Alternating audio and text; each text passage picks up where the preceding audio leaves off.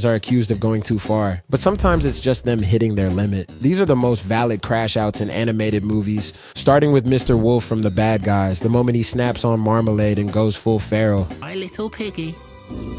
You little pouchy cheeked I'll kill you! This one hits different when you realize what Wolf was actually trying to do. Wolf wasn't faking being good. He genuinely wanted to change. For the first time in his life, he thought maybe he didn't have to be the villain everyone expected him to be. He believed in it. He trusted Marmalade. He put everything on the line because he truly thought someone finally saw him as more than just the big bad wolf. And Marmalade didn't just betray him, he humiliated him. Wolf's entire arc is about fighting the assumption that he's a villain. Society sees a wolf and immediately sees a criminal. It doesn't matter what he does. And for once, he tried to prove them wrong. He did the right thing. He chose to be good. And that choice is exactly what Marmalade used to destroy him. Marmalade frames Wolf so perfectly that everyone instantly believes it. Of course they do. He's a big bad wolf. They were waiting for him to mess up. And the worst part is Marmalade isn't just evil. He's smug about it. He enjoys watching Wolf realize the truth. He enjoys watching him break. That's what pushes Wolf over the edge. Because it's one thing to be betrayed, it's another thing entirely to be betrayed by someone who takes pleasure in it. So when Wolf snaps and lunges at him, it's not just anger, it's years of being judged, years of trying to be better, and years of realizing the system was never gonna let him win, exploding all at once. Wolf's crash out wasn't a relapse. It was the natural response to being punished for doing the right thing. Think about it. Your whole life, people judge you. They say you're dangerous, that you can't be trusted, and that you're a lost cause.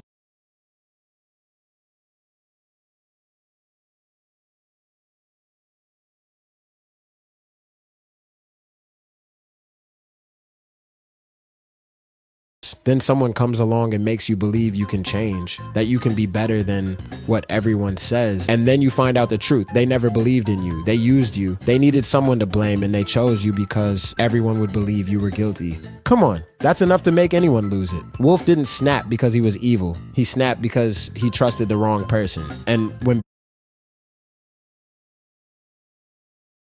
betrayal hits someone who's already hurting, it gets a lot darker. Which brings us to someone who didn't just lose trust, he lost his entire family. Baymax, destroy. It was at this moment that he knew. He fucked up. Because Hero telling Baymax to destroy Callahan might be the most valid crash out in animated movie history. And by valid, I mean genuinely, emotionally, psychologically, this kid had every reason to snap. Cause let's be real, Hero's 14. 14, that's barely high school age. And by the time we reach that scene, he's already lost both his parents, watched his older brother die in a fire, spent weeks drowning in grief he doesn't know how to deal with, and then discovers the man responsible for all of it was someone they trusted. Someone Tadashi looked up to. Someone who watched Hero's brother run into a burning building to save him and just let it happen. So yeah, when Hero throws out Baymax's healthcare chip and tells him to destroy Callahan, that's not a villain arc. That's a breakdown. And honestly, you can't blame him. Hero is just a kid, but he's carrying trauma most adults would struggle to handle. He loses his parents at a young age, so right from the start, he's dealing with a level of grief most people don't face until much later in life. Then Tadashi dies. And Tadashi isn't just his brother, he's his best friend, his role model, his entire support system. He's the one who believed in Hero. So when Hero realizes someone is misusing his microbots, he finally has a purpose again, to uncover the truth behind the accident. Except when he gets those answers, it's far worse than he imagined. Because the person behind it all isn't some random villain, it's Callahan. Professor Callahan, the man Tadashi admired, the mentor who inspired him, the person Tadashi ran into a burning building to save. So when Hero learns the truth, that betrayal hits different. Tadashi didn't die in a random accident. He died saving the man who caused the fire, the man who staged the entire thing to fake his own death and steal Hero's invention. That means Tadashi's death wasn't just a tragedy, it was a waste. He died for someone who didn't deserve it in the first place. But what really makes Hero snap isn't just discovering Callahan is alive. It's what Callahan says when Hero confronts him. Went in there to save you. That was his mistake.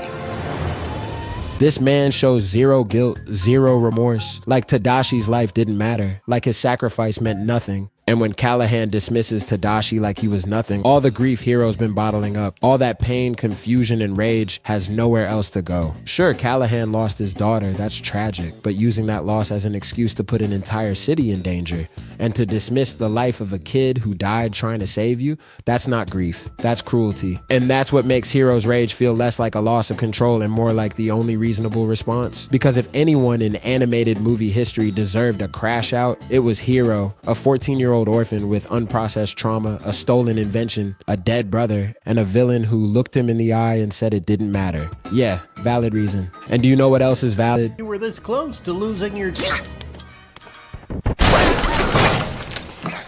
Bob throwing his boss through a wall because he had it coming. Bob's entire identity was taken from him. Being a superhero wasn't just a job, it was who he was. Saving people gave his life meaning, and then the world made it illegal. Imagine being the best at something you were born to do, and then society just bans it and tells you to figure something else out with your life. That's Bob's life after the superhero relocation program. So instead of saving lives, he's stuck working in an insurance company, which is already depressing. But it's not just insurance, it's a system designed to deny people help. His job is to find reasons not to cover claims, to actively screw over vulnerable people. He goes from pulling people out of burning buildings to telling them their medical bills won't be covered, and Bob tries to make it work. He even risks his job to help that old lady navigate the system so she doesn't lose everything. Because deep down, he's still a hero. He can't turn it off. But his boss is the total opposite. His boss represents everything wrong with the system. He's not just enforcing policy, he's cruel about it. He pressures Bob to follow procedures that hurt people instead of helping them. Then comes the breaking point. Bob sees a man getting mugged right outside the window. His instincts kick in. He's halfway out of his chair, and his boss tells him to sit down. Don't intervene. Don't help. Just let it happen. That moment breaks him because it proves the world doesn't just want him to stop being a hero. It wants him to stop caring. So when his boss threatens to fire him for caring too much, Stop right now, or you're fired!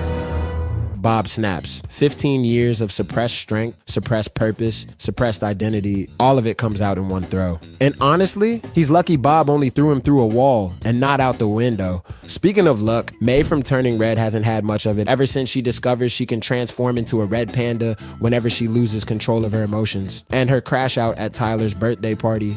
And your creepy temple, you freak!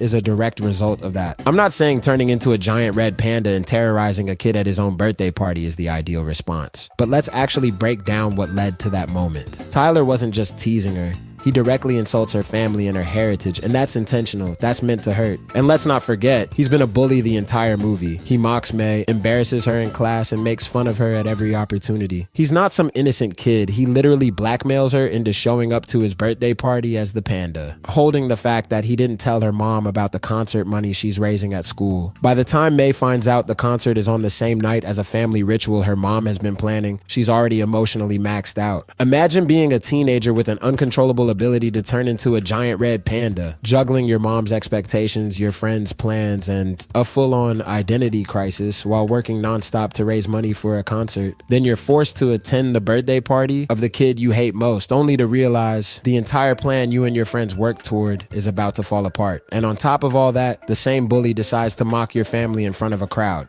Yeah, I do more than what she did. So, when May attacks Tyler after he insults her family, yes, it's extreme, but it's also the result of constant pressure piling up all at once. He doesn't just insult May, he insults her mom, her culture, her heritage. That's a direct attack on something deeply personal. She was pushed past her limit. Honestly, you can't blame her for crashing out. If you actually watch the buildup, May's reaction makes complete sense. She's a kid under pressure from every direction. Her mom expects perfection, her friends expect loyalty. She expects herself to have everything figured out, and every intense emotion literally turns her into a giant animal. That's a lot. So when Tyler, who's been targeting her for weeks, decides to insult her family in public, yeah, she lost it. And the one who really lost it was Woody.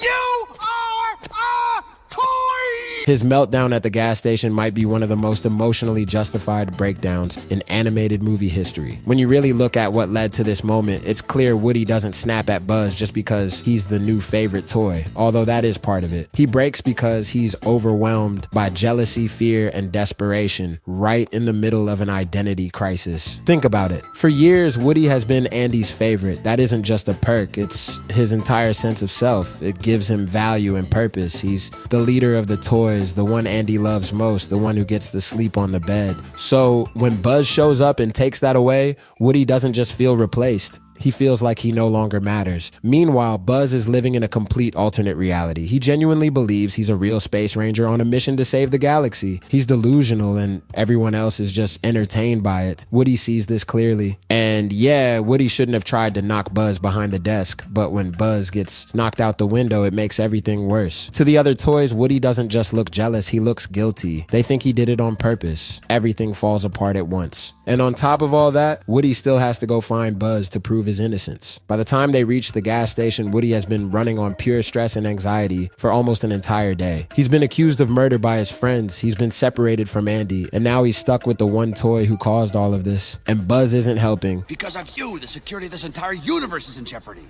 What? He truly believes he's a real space ranger. He doesn't even know he's a toy. He's not pretending for fun, he's delusional, and that delusion is actively dangerous. Buzz refuses to accept reality, even when it's obvious they need to work together to get back to Andy. So when Woody finally snaps, that moment isn't just anger, it's desperation. Woody tried patience, he tried explaining, he tried logic. None of it worked because Buzz was too deep in his fantasy to see how bad things really were. Woody is trying to save both of them. He knows they're running out of time and Buzz's denial is the only thing standing in their way. Woody's crash out wasn't just valid, it was necessary. It was about survival. And honestly, Buzz needed to hear it.